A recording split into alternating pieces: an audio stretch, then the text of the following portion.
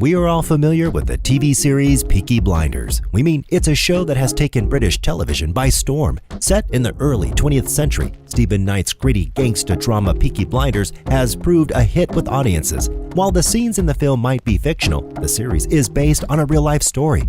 While you might know everything there is to the TV show, there is more to the story of the real Peaky Blinders. And that's why we've decided to round up the top 10 things you didn't know about the real Peaky Blinders. So sit back, relax, and keep watching to learn the secrets of the real Peaky Blinders. And be sure to subscribe to our channel and turn on the notification bell for more interesting videos. Number 10. The history of the gang can be traced back to the 1850s. Back in the 19th century, economic hardships in England led to a violent youth subculture. Poor youths frequently robbed and pickpocketed men walking on the streets of Birmingham. Their robberies were executed through assaults, beatings, stabbings, and manual strangulation. The origins of this subculture can be traced back to the 1850s, in a time where Birmingham streets were filled with gambling dens and youth playing rough sports. When the police started to crack down on these activities due to pressure from the higher class, the youth fought back, banding together in what became known as slogging gangs. These gangs frequently fought the police and assaulted members of the public walking in the streets.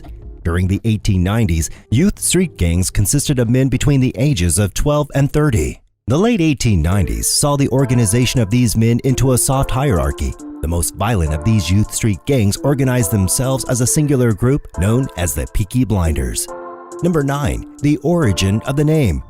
According to Carl Chin, Birmingham historian, the name is actually a reference to the gang's sartorial elegance. He says the popular usage of peaky at the time referred to any flat cap with a peak.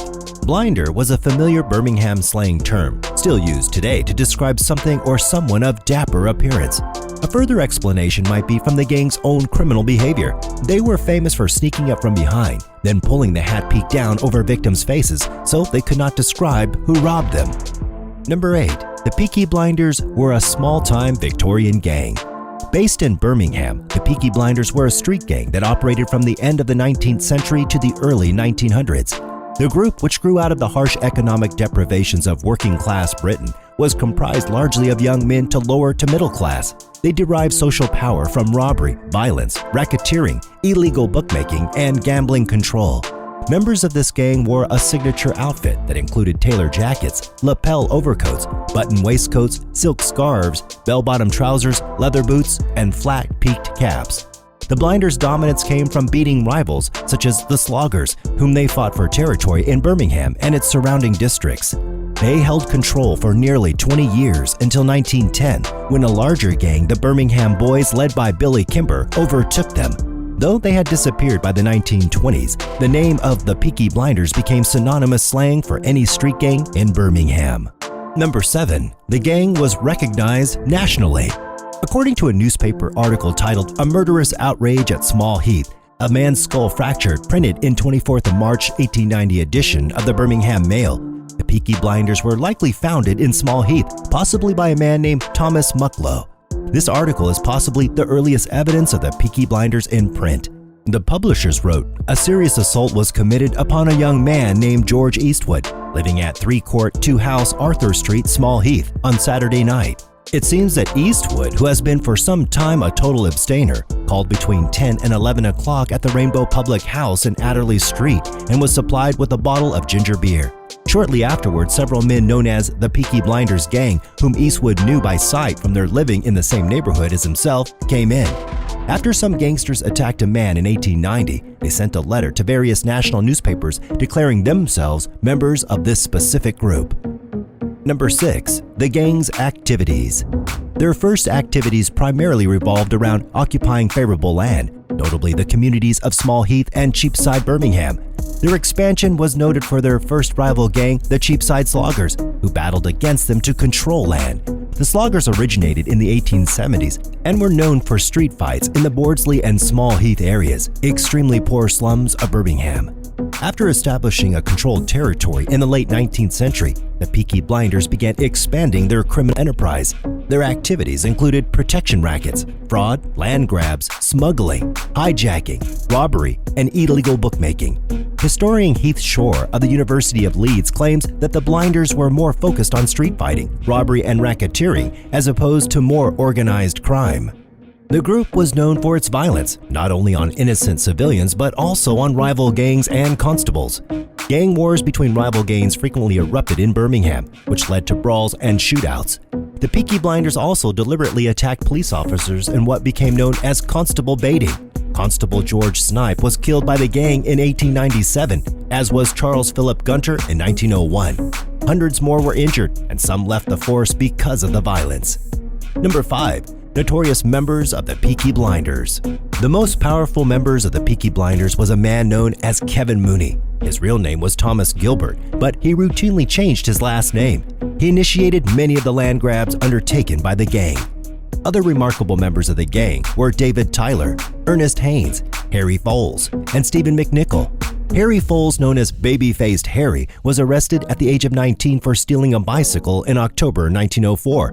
McNichol and Haynes were also arrested at the same time for stealing a bicycle and home invasion, respectively. Each was held for 1 month for their crimes. West Midlands police records describe the three arrested as foul-mouthed young men who stalked the streets in drunken groups, insulting and mugging passerbys. Taylor was arrested at the age of 13 for carrying a loaded firearm. Many gang members later fought in the First World War. Henry Lightfoot, the first person to be named as a Peaky Blinder, joined the British Army 3 times in his life and participated in the Battle of Somme in 1916. One of the youngest gang members, Henry Fowler, joined the war and was buried alive years later in the trenches. After being extricated, he couldn't speak or see for some time following the war. Notorious gangster Billy Kimber was also a former Peaky Blinder. Number 4. The TV series actors Billy Kimber and Darby Sabini were actual gangsters.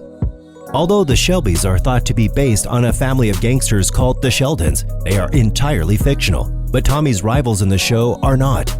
Birmingham-based criminal Billy Kimber was thought to be one of the most powerful gangsters in the UK at the time, running racecourses as a bookie from Yorkshire to London, and is the main inspiration for Cillian Murphy's character. Unfortunately, Kimber died in a nursing home in Torquay, age 63, not at the hand of a Shelby. Meanwhile, Charles Darby Sabini, one of Kimber's rivals, based in London and later in Brighton, Sabini is also the inspiration for the character Corleone in Graham Greene's novel Brighton Rock. Number 3. Weapons and fashions of the gang. In addition to guns, the Peaky Blinders use an assortment of melee weapons such as belt buckles, metal-tipped boots, fire irons, canes, and knives. In the case of George Eastwood, he was beaten by belt buckles. Percy Landridge used a knife to stab police constable Barker in June of 1900. Firearms such as Welby revolvers were used, like in the shooting and killing of a Summerhill gang member, Peaky Blinder William Lacey, in September of 1905. While the gang was extremely savage, they had a sense of fashion and style. Gang members frequently wore tailored clothing, which was uncommon for gangs of the time. Almost all members wore a flat cap and an overcoat. The Peaky Blinders wore tailored suits, usually with bell-bottom trousers and button jackets. Wealthier members wore silk scarves and starched collars with metal tie buttons. Their distinctive dress was easily recognizable by city inhabitants, police, and rival gang members. The wives, girlfriends, and mistresses of the gang members were known for wearing lavish clothing. Pearls, silks, and colorful scarves were commonplace. Talk about style in crime. Number 2. The Blinders didn't have razor blades sewn into their caps. Legend has it that the Peaky Blinders earned their name because they sewed razor blades into their caps to blind their victims. However, it's more likely that the Peaky Blinders' blinding weapon of choice would have been belts and their steel cap shoes. However, the Gillette Company only introduced the first replaceable safety razor system in 1903 in America, and the first factory manufacturing them in Great Britain opened in 1908. Razor blades were only just becoming available in the UK after the war and would have been expensive to get a hold of. The razor blades are thought to have been inspired by John Douglas's novel A Walk Down Summer Lane, a notorious Birmingham street for the uninitiated. Number 1. The dissolution of the gang. After nearly a decade of political control, their growing influence brought on the attention of a larger gang, the Birmingham Boys. The Peaky Blinders' expansion into racecourses led to a violent backlash from the Birmingham Boys gang. Peaky Blinder families physically distanced themselves from Birmingham's center into the countryside.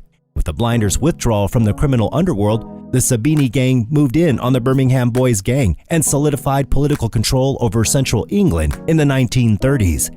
Other elements such as education, discipline, and harsher policing and sentencing also contributed to the decrease of the Blinders' influence. By the 1920s, they had disappeared. As the Peaky Blinders gang diminished, their name came to be used as a generic term to describe violent street youth.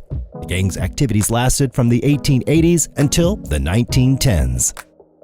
And that brings us to the end of this video, and we hope you enjoyed our video. And just be sure to subscribe to our channel for more of our awesome content. And please, give us a like and share the video. Don't forget to turn on the notification bell for timely updates of our new uploads. We value your feedback. Feel free to share your thoughts with us in the comments section down below. And until next time, I'm Mickey V. Goodbye.